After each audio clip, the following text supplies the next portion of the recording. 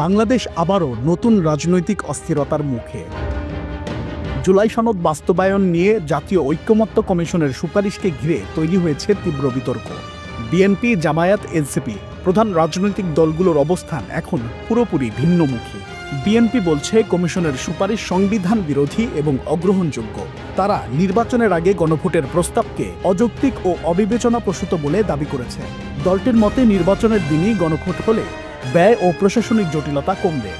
অন্যদিকে জামায়াত দ্রুত জুলাই সনদ বাস্তবায়নের আদেশ জারি এবং নির্বাচনের আগে গণভোট আয়োজনের দাবি তুলেছে। দলটির নায়েবে আমির ডাক্তার সৈয়দ আব্দুল্লাহ মোহাম্মদ তাহির সতর্ক করেছেন, আদেশ জারি বিলম্বিত হলে সরকারের প্রতি আস্থা নষ্ট হবে। এনসিপির মুখ্য সমন্বয়ক নাসিরউদ্দিন পাটোয়ারি বলেছেন, ফেব্রুয়ারির মধ্যে নির্বাচন না হলে গৃহযুদ্ধের পরিস্থিতি তৈরি হতে পারে। সরকারের পক্ষ থেকে আইন উপদেষ্টা অধ্যাপক আসিফ নজরুল জানিয়েছেন, প্রধান উপদেষ্টাই চূড়ান্ত সিদ্ধান্ত নেবেন। তিনি বলেন, ফেব্রুয়ারির প্রথমার্ধে জাতীয় নির্বাচনের আয়োজনের প্রস্তুতি অব্যাহত আছে এবং শিগগিরই গণভোট নিয়ে সিদ্ধান্ত জানানো হবে। এদিকে বিশিষ্ট আইনজীবী ডক্টর শাহদিন মালিক সতর্ক করেছেন, বর্তমান প্রস্তাবগুলো সংবিধানের সঙ্গে সাংঘর্ষিক হতে পারে। সব মিলিয়ে জুলাই সনদের বাস্তবায়ন আদেশ এখন রাজনৈতিক অঙ্গনে সবচাইতে আলোচিত ইস্যু। একদিকে নির্বাচন, অন্যদিকে গণভোট।